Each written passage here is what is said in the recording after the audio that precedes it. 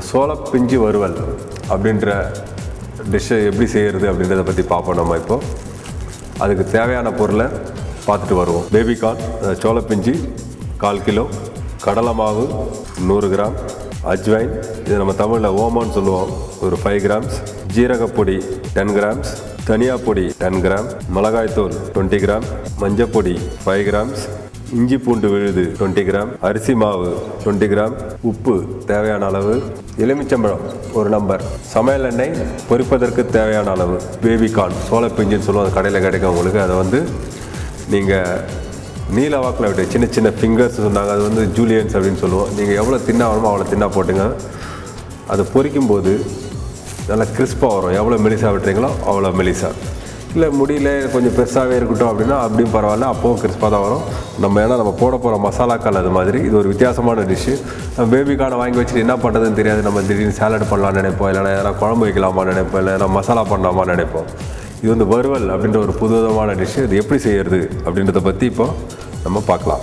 Baby corn சோளப்பிஞ்சு வறுவல். இப்போ அதுக்கு பேபிகார்ன் சொல்லியிருந்தேன். பேபிகார்னை நீங்கள் இது மாதிரி நீல வாக்கில் நல்லா மெலிசாக வெட்டிக்குங்க. உங்களுக்கு தேவையான காரம் போட்டுக்கோங்க. காரத்துக்கு சில்லி பவுடர், கொஞ்சம் ஃப்ளேவர் வரணும் அப்படின்றதுக்காக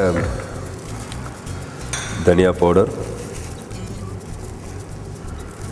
ஜீரக பவுடர், கொஞ்சம் சோம்பு வந்து ஒரு வித்தியாசமான ஃப்ளேவரை கொடுக்கும் நீங்கள் பொரித்து எடுக்கும்போது. உப்பு போட்டுக்கோங்க. கடைசியாக கொஞ்சம் இஞ்சி பூண்டு பேஸ்ட் எல்லா இடத்துலையும் போட்டு மிக்ஸ் பண்ணுங்க. இப்போ பார்த்தீங்கன்னா சில்லி பவுடர், இஞ்சி பூண்டு, உப்பு எல்லாம் வந்து பேபிகார்னில் நல்லா ஒட்டிக்கிடுச்சு. இது ஒட்டினதுக்கப்புறம் இதில் இன்னும் கொஞ்சம் டேஸ்ட் இம்ப்ரூவ் பண்ணுறதுக்கு கொஞ்சமாக லெமன் ஜூஸ் போட்டுக்கோங்க.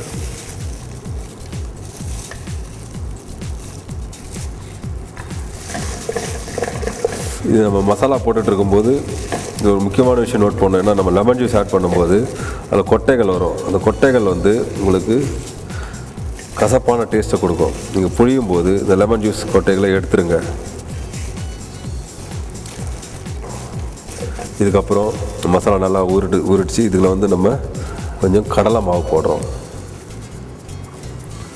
கடலை மாவு போட்டிங்கன்னா இது வந்து தனித்தனியாக வரும்.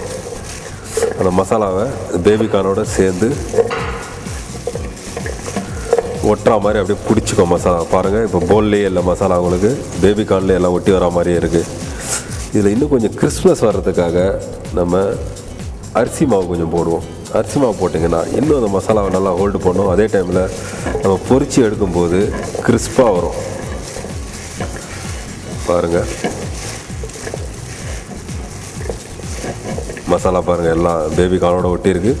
அதே டைமில் நீங்கள் பொரிக்கும்போது எண்ணெயில் போட்டு எடுக்கும்போது இந்த மசாலா வந்து பிரிஞ்சு போகாமல் இருக்கிறதுக்கும் இந்த அரிசி மாவு கடலை மாவு ரெண்டுமே ஹெல்ப் பண்ண இருக்குது. இப்போ ரெடி ஆகிடுச்சு. இது நம்ம சூடான எண்ணெய், மிதமான சூடான எண்ணெயில் போட்டு நம்ம இந்த வடை பொரிச்சு எடுப்போம் பார்த்தீங்களா, அது மாதிரி பொரிச்சு எடுத்தீங்க கிறிஸ்பாக நல்ல பதமாக பொரிச்சு எடுத்து வச்சு இப்படி ஸ்நாக்ஸ் மாதிரி சாப்பிடலாம். சைட் டிஷ்ஷாகவும் யூஸ் பண்ணிக்கலாம் நம்ம சாப்பாட்டுக்கு. இந்த மசாலா ரெடி பண்ணி பொரிக்கிறதுக்கு ரெடியாக வச்சுருக்கோம் நம்ம பேபிகார்னை. இது வந்து சோளப்பிஞ்சு வறுவல்னு சொன்னோம். அது எப்படி இப்போ பொரிச்சு எடுக்கிறதுன்னு பார்ப்போம்.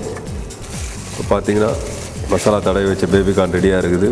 மிதமான சூடான எண்ணெயில் ஒன்று ஃபஸ்ட்டு போட்டு பாருங்கள். சூடாகி மேலே வர மாதிரி இருக்கும். அதுக்கப்புறம் நீங்கள் தனித்தனியாக போட்டு பொரித்து எடுத்துக்கலாம்.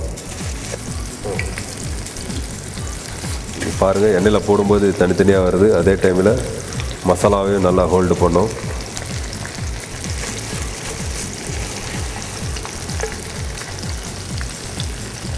பேபிகார்ன் பொரிச்சிட்டு இருக்கட்டும். அது மாதிரி நம்ம இதை எப்படி பிளேட் வந்து அலங்கரித்து இதை எப்படி பரிமாறுறது அப்படின்றத பார்ப்போம். இது மாதிரி ஒரு வாழை ட்ரையாங்கிளாக கட் பண்ணி வச்சுக்கோங்க. குக்கும்பர்ஸை 3 slices, tomato, onions and lettuce leaves. இது கொஞ்சம் பார்க்குறதுக்கு நல்லாயிருக்கும். இது கூட ஒரு லெமனை வெட்ஜஸ்ன்னு சொல்லுவோம், இதை வெட்டி இது மேலே இப்படி வச்சுக்கோங்க. இப்போ நம்ம பேபிகார்ன் பொரிஞ்சு ரெடியானோடனே நம்ம இங்கே வச்சு பரிமாறும்போது பார்க்குறதுக்கு ரொம்ப அழகாக இருக்கும். பேபிகார்ன் பாருங்கள் நல்லா கிறிஸ்பாக பொரிஞ்சு வந்துடுச்சு. இதுக்கு மேலே விட்டிங்கன்னா கலர் அதிகமாகிடும். கரெக்டாக இந்த பதத்தில் எடுத்துருங்க. எடுத்து ஒரு பேப்பர் உள்ள டிஷ்யூஸோ அதில் இருந்து போட்டுங்க. ஏன்னா எக்ஸ்ட்ரா ஆயிலை வந்து எடுக்கணும். இது ஃபுல்லாக நம்ம முழுக்க ஆயிலே பொரிச்சு எடுக்கிறதுனால ஆயிலை கம்மி பண்ணுறதுக்காக இந்த மாதிரி டிஷ்யூஸில் போட்டு எக்ஸ்ட்ரா ஆயிலை எடுத்துருங்க. பாருங்கள் நல்லா தனித்தனியாக வந்துடுச்சு. பார்க்குறதுக்கே ஒரு வித்தியாசமாக இருக்குது. குழந்தைங்கள்லேருந்து பெரியவங்க வரைக்கும் இதை ரொம்ப விரும்பி சாப்பிடுவாங்க. எக்ஸ்ட்ரா ஆயிலாக நம்ம இந்த பேப்பர் போட்டு எடுத்துட்டிங்கன்னா இந்த மாதிரி உங்களுக்கு வரும். பார்க்குறதுக்கும் நல்லாயிருக்கும், சாப்பிட்றதுக்கும் நல்லாயிருக்கும்.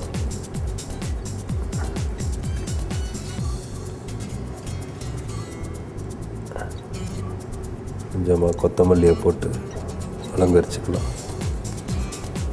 அவ்வளோதான். இப்போது சோளப்பிஞ்சு வறுவல் ரெடி.